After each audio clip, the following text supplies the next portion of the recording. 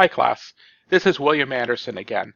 And in this video, which may end up being broken into two parts, I want to talk to you about some tips for writing speeches. Now, this isn't going to be your Writing 121 class where we're talking about sentence structure and paragraph structure. I'm going to kind of assume that you already know how to write an essay. But writing a speech and writing an essay have certain key differences. If you've ever had a friend say, hey, I just wrote a 5-page essay on fill in the name of some topic, which may actually be of interest to you, and they go, let me read it to you. You know that speech writing and essay writing are fundamentally different. So what I want to do is I've taken some of the elements of the speech writing unit from an advanced public speaking class, and I want to introduce some of those tips here for you. Just like a lot of other things in terms of like the organizational templates, utilizing these are optional, but I encourage you to look for opportunities at least to consider some of these strategies. The first one I want to talk to you about is VAK. This refers to somebody's dominant sense. Now, many of us can take information in visually, auditory, or kinesthetically, but each of us oftentimes have a certain one that was a strong preference for us. It's similar to if you're right-handed, everything you can do with your right hand, you can do with your left. You can write with your left hand, you can throw a ball with your left hand, you can eat with your left hand. It just feels more natural to use our right hand, our dominant hand. In much the same way, writing your speech to appeal to the dominant sense of your audience will help them be able to process and understand your message better. First, visual. Visual is the most common dominant sense in American culture today. That wasn't always the case, but today Americans tend to be very visual. Now, sometimes people mistakenly think, oh, that means you should always have a visual aid. That is not the case. Visual aids actually can sometimes be very distracting to a visual dominant person. What it does mean is they learn better if it's something that they can see, even if it's in their mind's eye. So in terms of writing a speech to a visual dominant person, you should always try to use visually descriptive language. Help them paint an image in their mind so that they can understand your message better. A classic example of this was done by a former president, Ronald Reagan. Ronald Reagan wanted to communicate to Americans just how big the national debt was getting. His speechwriters and advisors started telling him percentages of GNP and the growth rate and the compounding interest and all of these things, and he knew that Americans would kind of get lost in the weeds, the details.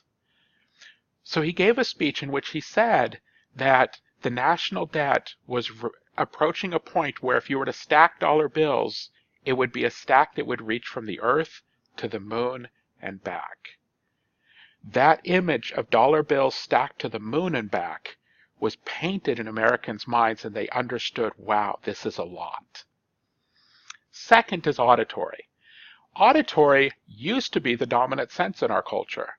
Today, it's the third most common of these. Auditory responds to the sound of words, plays on words. Franklin Delano Roosevelt, our president back in the 1930s and early 40s, he was speaking to a culture that was very auditory dominant. And if you listen to his speeches, you can tell. There's a lot of poetic elements to it, a lot of repetitive phrases, plays on words, alliteration. Finally, third, kinesthetic. Kinesthetic tends to respond more to feeling, to how something feels. And we don't necessarily hand them something that they touch, but they oftentimes are more responsive to their feelings. And so when we're writing a speech to a kinesthetic audience, we need to keep in mind that they are very, very sensitive to feeling. So how can you tell what somebody's dominant sense is? If you listen to them carefully, they'll actually tell you. Anytime somebody refers to a generic observation, they will tend to use the language of their dominant sense.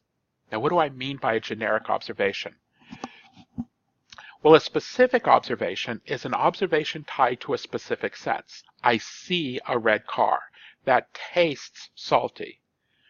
But when we refer to an observation that is not tied to a specific sense, like we're talking about the future, I don't see that happening.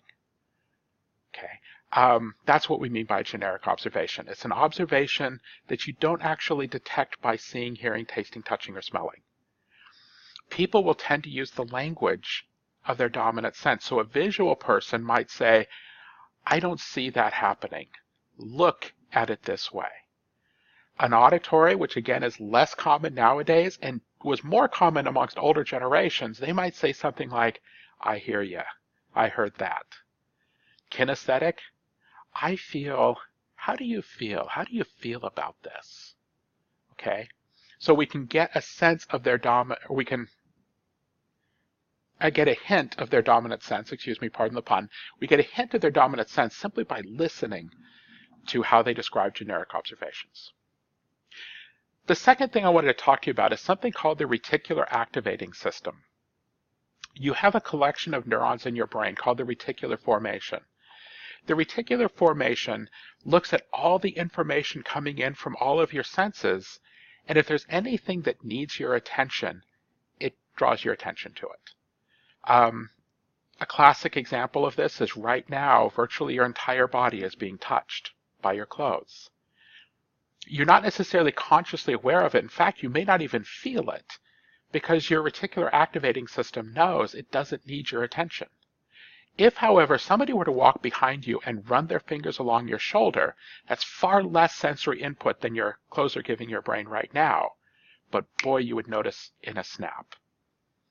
Or some of you may have noticed that you may leave the parking lot at school and you remember pulling into your driveway, but you don't actually remember the drive.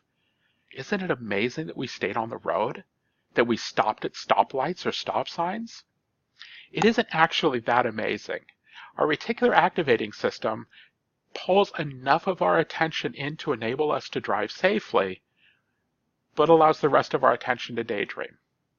Some of you might notice that if you're talking on the phone to a relative or a friend, and they're going on for 2 hours about things going on with Aunt Martha, you may notice that you could be daydreaming, thinking about other things, not really paying as much attention as perhaps you should, but you always know when to say, uh-huh, or when they ask a question. The reason for that is humans by nature are pattern-seeking creatures, and cadence is simply a speech pattern. The reticular activating system detects in the cadence of the other person that they're about to expect a response, pulls your attention in, allows you to engage in that, and then leave. Now, how do we use this in public speaking? There are periods in your speech that your audience is going to be daydreaming, ignoring you, or whatever. Don't take offense at that. That's just natural. But there's certain pieces of your speech, certain instances where you want to make sure that you've got your audience's attention, critical information. So what you want to do is activate the reticular activating system either immediately before or immediately after that critical information. We have here a few different strategies for doing that. The first one is emotional content. Emotional content is each of us have a strong emotional connection to something. Bringing that topic up will tend to invoke or to activate the reticular activating system. There is a reason that many sports examples refer to the New York Yankees or the Dallas Cowboys. These two teams tend to invoke an emotional response. People either really like the Yankees or Cowboys or really hate the Yankees or Cowboys. So it's an effective way to do that. Sometimes public speakers will use generic names, like they're talking about a child and they'll use a generic name. The name is oftentimes a very popular name, either for the generation that they're speaking to or the following generation, with the hope that they're catching either your name, a name of somebody you know, or perhaps your child, niece, or nephew. Politicians tend to use their country, and this isn't just an American phenomenon. They tend to reference their country because more people who attend rallies have a strong opinion about their country. Either they're very patriotic and they really like their country, or they're very critical and very frustrated and upset about their country, which is really kind of another form of caring about their country. Next is danger. Now, I put a quote around danger here because danger could be risk of loss or lost reward. This is why if you're walking down the street and you're daydreaming, you're not really noticing very much, and then there's a $20 bill on the ground. Bam, you notice. Or you'll sometimes have a teacher reference, this is going to be on the test. And all of a sudden, everybody, boom, they start paying attention and they start taking more notes. Or here's an opportunity at extra credit. These are strategies teachers use to try to activate the reticular activating system in the audience, the class, so that they can get key information. Next is novel information. Now, we talked about this in the other video about the Organization for an Informative Speech.